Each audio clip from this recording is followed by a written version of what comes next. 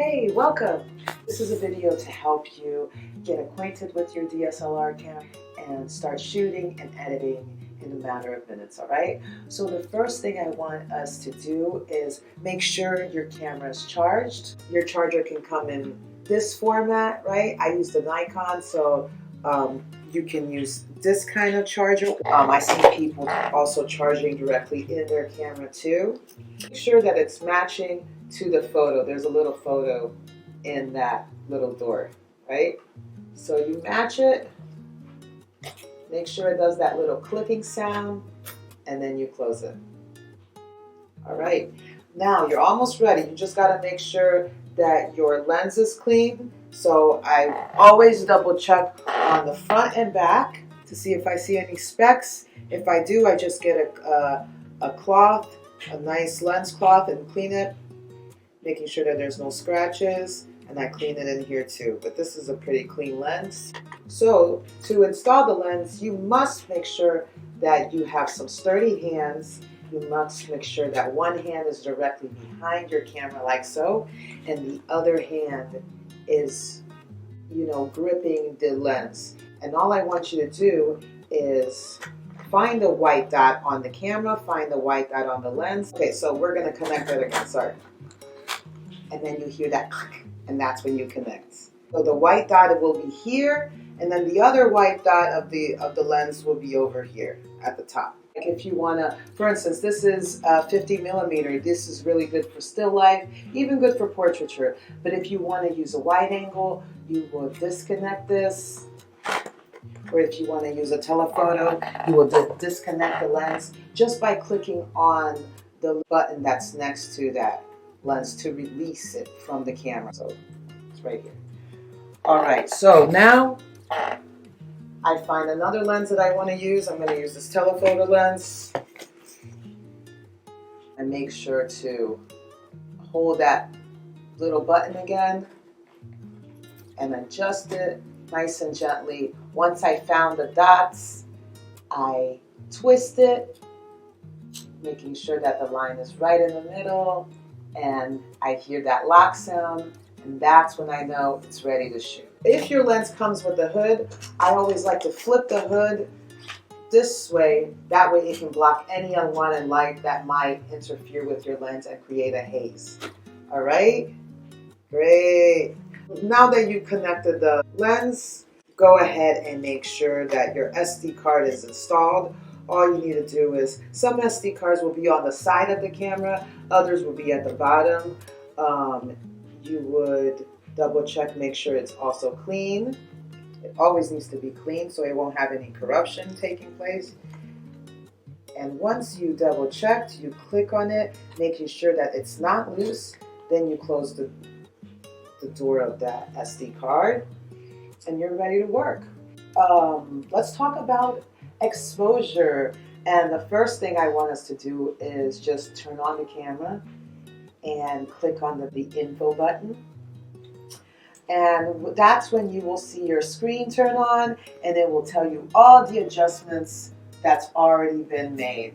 All right. So every time my camera moves, the info is changing because it's reading the light sensors from that. So if I move to one direction, the number starts changing because the light starts changing as well.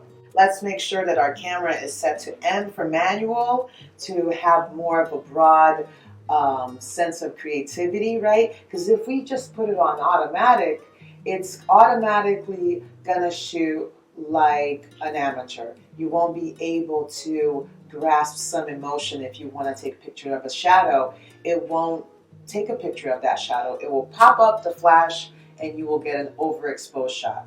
So in order to have more of a creativity backbone to this, more ownership to your image, I suggest you put it on manual.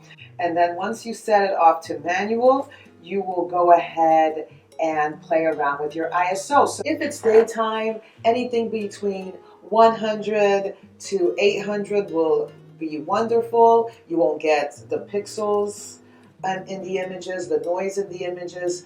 But at nighttime, you may get some graininess, right? Some noise in the image, that's because your ISO will have to pump up if you're not doing the flash. So if you pump up to anything around 2,000 and 3,000, depending on the camera, it actually turns out not so bad. You won't see those big grains in your images.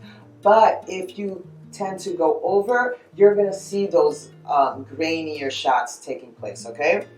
Those noisier shots. To set your ISO, and I will need to click on ISO, hold on the ISO, change, and then move to the right here while it's setting. I'm going to set it to 640 for this one. But yes, for the Nikon, you have to hold the Nikon button where it says ISO and then move the little wheel here to the right of the back of the camera.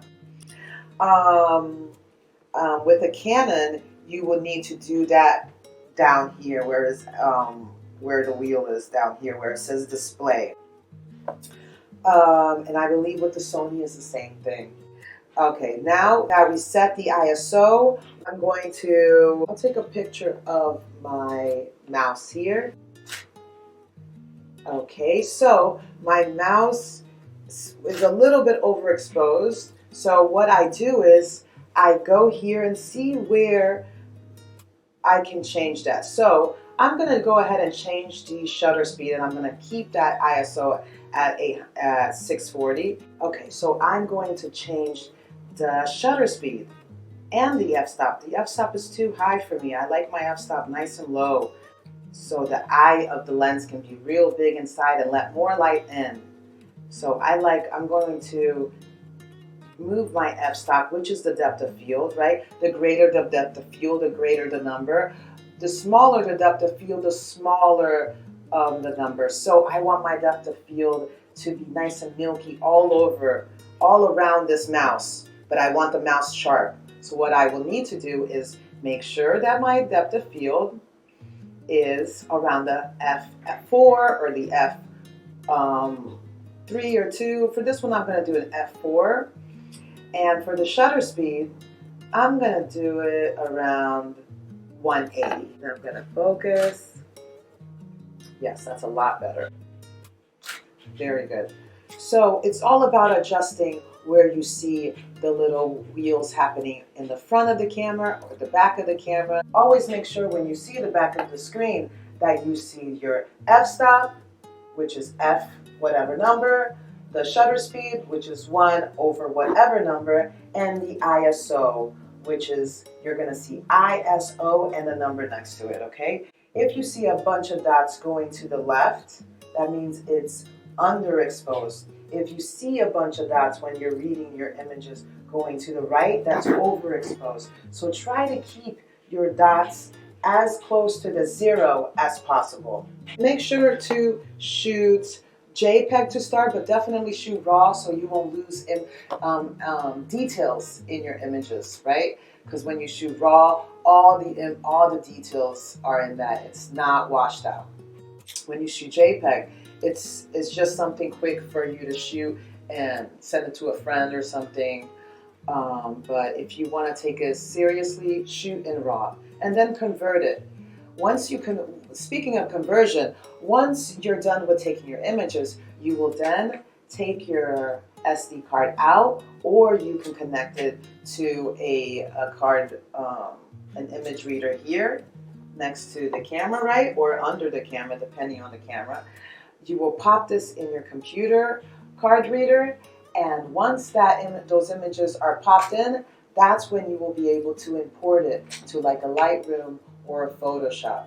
And my favorite app is Lightroom for sure, but Photoshop is great if you need to edit things out of your images or you need to edit skin, right? So Photoshop is great for that. But in terms of color and color grading and just making sure that the presets all help you match your images to your liking, right?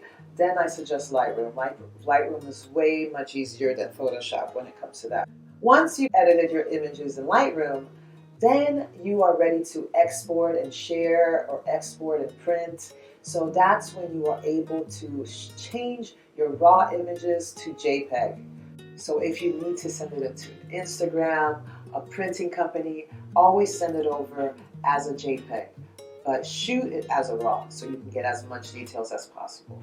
All right, so once those images has been converted to JPEG, you can just have fun with it. But make sure to always do 2 copies of those folders, just in case, for instance, it gets lost or it gets deleted, right? So make 2 copies always of your folders and have fun with photography. Take care, bye.